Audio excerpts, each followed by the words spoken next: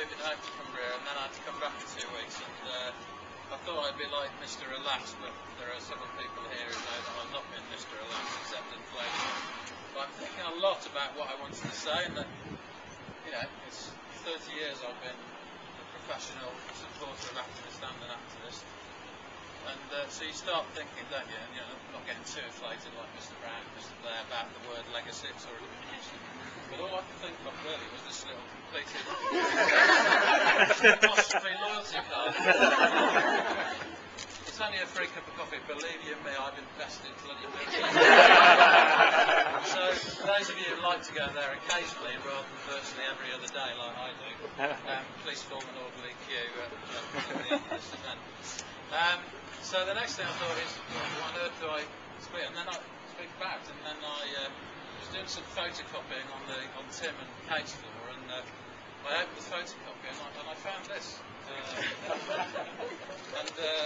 thought, surely that someone must have left this here, you know, inadvertently. And it says Head of Activism, Multiple Choice Questionnaire. Something to do with the election. I thought it was, you know, the new recruitment. I thought I really ought to share it with you. It does give some direction about scoring, which is there are no right answers, and points will therefore be awarded or deducted at the whim of the selection panel. So it's like multiple choice, so this is the participatory. You can shout out your answers. So the first question is, an activist is, and the choice is, an ordinary person standing up for justice, a dangerous lunatic, or both of these. The ideal attention span for an activist is 3 minutes, 1 hour, 1 day, or 21 years and counting. The group is a band of ordinary people standing up for justice together, or a dangerous clique of subversives whose sole purpose is to undermine the organisation. The next one's about social networking, a really hot topic.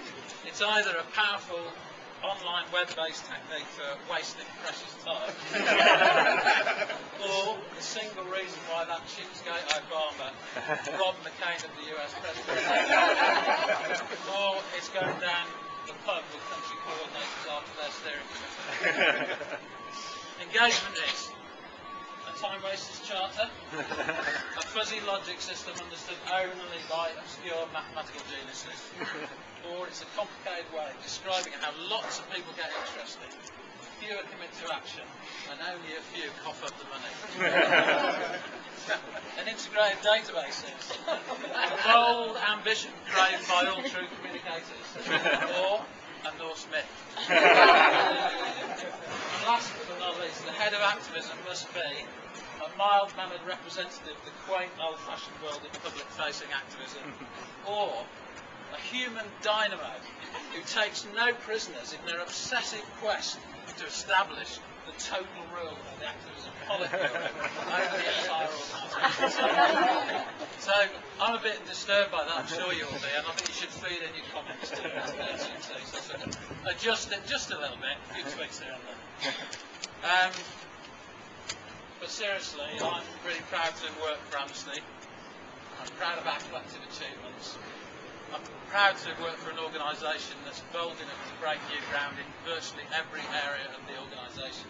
Even if it creates problems and tensions, even if it takes sometimes years to get to the right place, you have to be a bold organisation to stay relevant and to stay relevant and impactful in the world in which we live.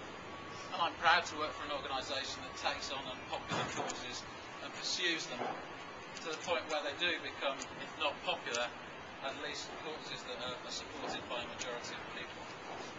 I'm really proud of my team. That's the thing I'm most proud of. That's what I told Kate last week when she asked me things that I'm proud of. And I'm proud of the activists for whom we work. Now, I've thought a lot about what activism means to me, and I've mentioned I've been 30 years an activist in, it's been mentioned in CND as a trade unionist in the Labour Party. I've been a community activist running a youth group, getting playgrounds built.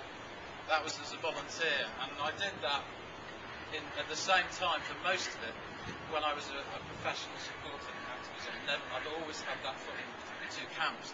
I did think when I joined Oxfam, what fantastic to be paid to do a job, to work with people who share your values. that's me sorted. And I just found I couldn't stop caring about what was happening outside in the political world, and I just had to be engaged in that as well.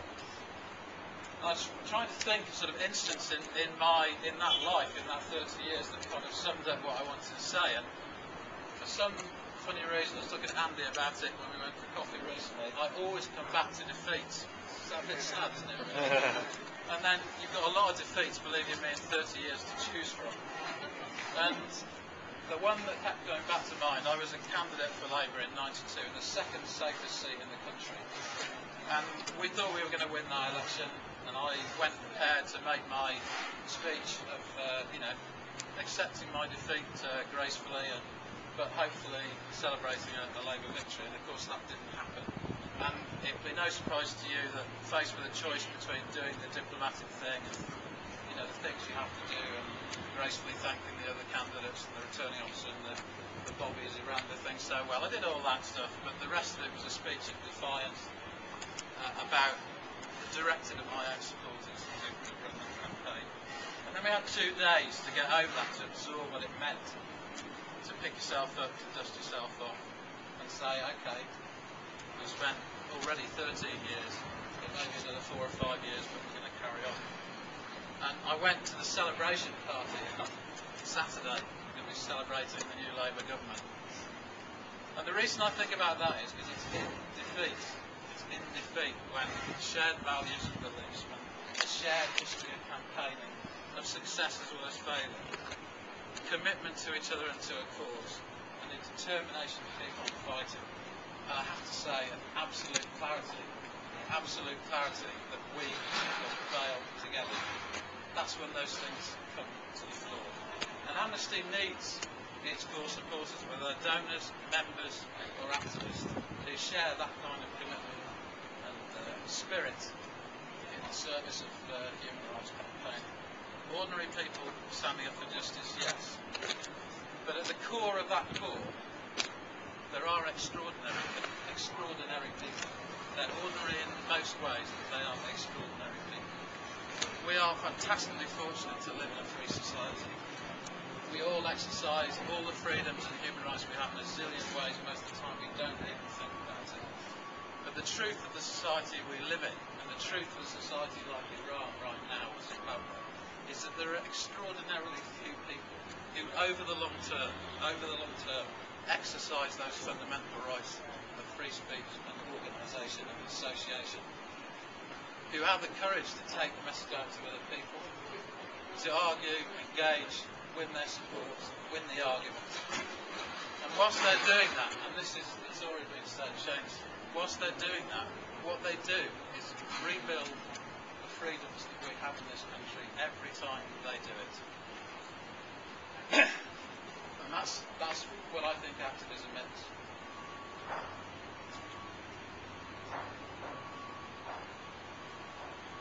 And I'm not sure I can say the last bit. But I'll try. And it's a short verse from a poem by George Orwell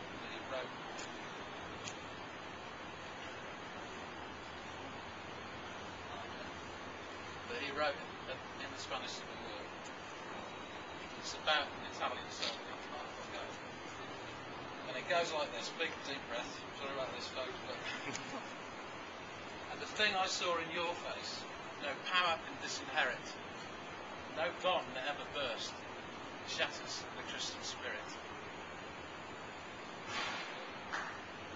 That is the face of activism. And it took 40 years before fascism died in Spain. And when it died, it bowed to the spirit of the Italian